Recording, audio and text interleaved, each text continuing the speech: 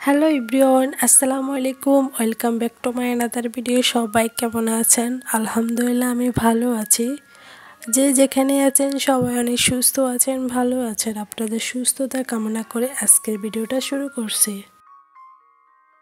নতুন ভিডিও নিয়ে আপনাদের মাঝে আবারও চলে আসলাম। তো আমার ভিডিওতে সাংসারিক কাজগুলো আপনাদের মাঝে তুলে ধরবো। তো শেষ পর্যন্ত দেখতে থাকুন। So please watch the video at the end. এই তো সকাল সকাল কাজ করা শুরু করেছি। তো ফার্স্ট টাইমে আমি ফ্রেশ হয়ে নাস্তা রেডি করে নাস্তা সেরে তারপর রুম গোছাবো। তো রুমের কি পরিমাণ হাল সেটা দেখতে পাচ্ছেন। এক এক করে প্রত্যেকটা রুম গোছাই প্রতি সকাল হলে। তো নাস্তা খাওয়ার পরে কাজগুলো করতে একদমই ভুলি না। তো ফার্স্ট টাইমে আমি প্রথম বেডটা গুছিয়ে নিচ্ছি, তারপর আমার নিজের বেডটা গুছিয়ে নেব। তো এগুলো সবে আমি অফ ক্যামেরায় করে নেব। একটাই রুম দেখাচ্ছে আপনাদের ক্যামেরার সামনে, বাকিগুলো রুম আমি ক্যামেরা অফ করে করব।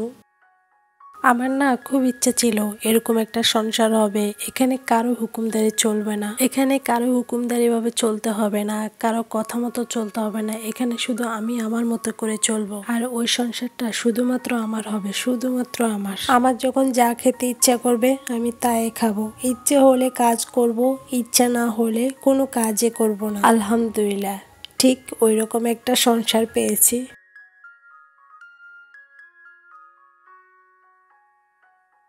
ওই যে কথাগুলো আছে না যে আমার একটা সাজানো গোছানো সংসার হোক, খুব বেশি টাকা পয়সা না থাকুক, শুধু ভালোবাসা থাকুক, সে সংসারে কারো খবরদারি না থাকুক, আমার নিয়মে আমার সংসার চলো। যেন জুম বৃষ্টিতে এক প্লেট খিচুড়ি খেতে কারো মানা না চলুক, অথবা বিষণ্ণ মন খারাপে আমার এক কাপ চা সঙ্গী হোক, মাথা ব্যথা হলে যেন একটু রেস্ট নেওয়া যায়, এরকম একটা সংসার হোক। হয়তোবা কথাগুলো আমি এতটা সুন্দর করে বলতে পারিনি, কিন্তু কথাগুলো আমার সাথে মিলে যায়। আলহামদুলিল্লাহ আমি সেটাই পেয়েছি। আপনাদের কাছে হয়তোবা মনে হতে পারে কেমন পরিবেশ বা কি আছে, বাট আমার যা আছে আমি তাই সন্তুষ্ট। ঠিক আছে, আমার হয়তোবা ভালো ভালো দামের ফার্নিচার নেই, কিন্তু আমার যা আছে এটাতে আমি অনেক খুশি। কারণ নিজের মতন করে চলতে পারি, জোরে জোরে নিঃশ্বাস নিতে পারি, মন খুলে হাসতে পারি। মধ্যবিত্ত হয়ে যা আছে আল্লাহর কাছে শুকরিয়া আদায় করি। ক্যামেরার সামনে আমরা ভালোটাই দেখানোর চেষ্টা করি, খারাপ জিনিস বা নোংরা জিনিস কখনোই প্রেজেন্ট করি না। তাছাড়া আজকে প্রেজেন্ট করা এটাই উদ্দেশ্য যে আমাদের রেগুলার এগুলো ক্লিন করতে হয়, কাজ করতে হয়। জাস্ট এগুলো সবার বাসায় ঘটে। সো এগুলো না দেখানোই ভালো, তারপর আমি আজকে দেখাই ফেলছি। সো যদি কেউ কিছু মনে করে প্লিজ ক্ষমা দৃষ্টিতে দেখবেন। শাশুড়ির জন্য একটু চা বানিয়েছিলাম, তারপর আমি কিছু রান্না বান্না করেছি, ওটাও ভিডিওর মধ্যে নিয়েছিলাম। এখানে কলিজা বোনা করতেছি, আরও কিছু রান্না বান্না আছে, ওগুলো অফ ক্যামেরায় করে ফেলছি।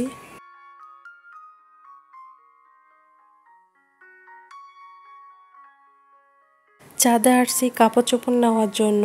তো একটু ভিডিও ক্লিপ নেওয়া হচ্ছে, ফুটেজ নেওয়া হচ্ছে যে সারা মাসে আমাদের এই গাছে কাঁঠাল ধরে।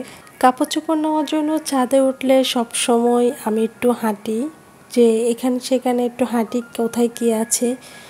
তো যাই হোক, আমি আমার মতন কে আছেন প্লিজ কমেন্টে জানিয়ে দেবেন। তারপর কাপড় চোপড় নিয়ে নেমে যাই।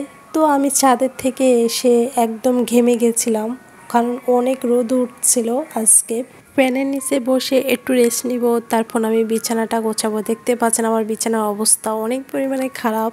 ওই যে বললাম না যে আমার ভিডিওতে আজকে কিছু নোংরা নোংরা জিনিস থাকবে, তো প্লিজ এগুলো স্কিপ করবেন, কারণ এগুলো সবার বাসায় ঘটে।